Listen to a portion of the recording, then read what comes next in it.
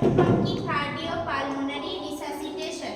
ঠিক আছে, তার আগে আমরা দুটো টার্ম জানবো। একটা হচ্ছে বিএলএস। বিএলএস মানে কি বেসিক লাইফ সাপোর্ট, যেখানে শুধুমাত্র সিপিআর প্রোভাইড করা হয়।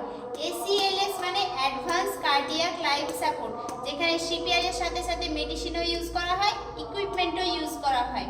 ঠিক আছে, এবার সিপিআর আমরা কখন পারফর্ম করব? যদি আমরা দেখি ক্যারোটিড পালস প্রেজেন্ট নেই, নো পালস, দেন ওটাকে আমরা কনসিডার করব কার্ডিয়াক অ্যারেস্ট হিসেবে। নো ব্রিদিং মানে respiratory arrest, then start to perform CPR.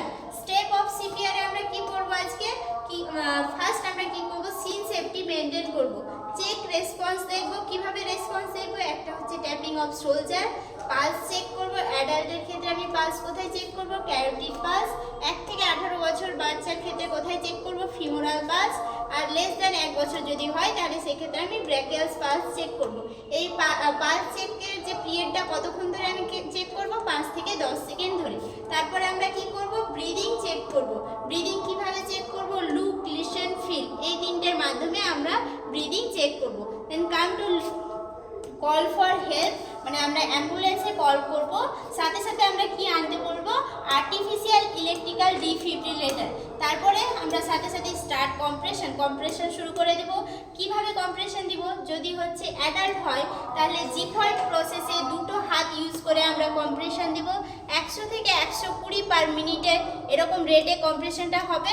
R depth কত হবে? 2 থেকে 2.4 ইঞ্চি। এবার যদি হচ্ছে চিলড্রেনের ক্ষেত্রে হয় তাহলে কোথায় পজিশনটা হবে? জিফাইড প্রসেস। রেট কেমন হবে? 100 থেকে 120 পার মিনিট। ডেপথ কত? 1.5 থেকে 2 ইঞ্চ। ইনফ্যান্ট যদি হয়, ইনফ্যান্টের ক্ষেত্রে হচ্ছে left side in between 2 nipple line. এক্ষেত্রে রেট কত হবে? 100 থেকে 120।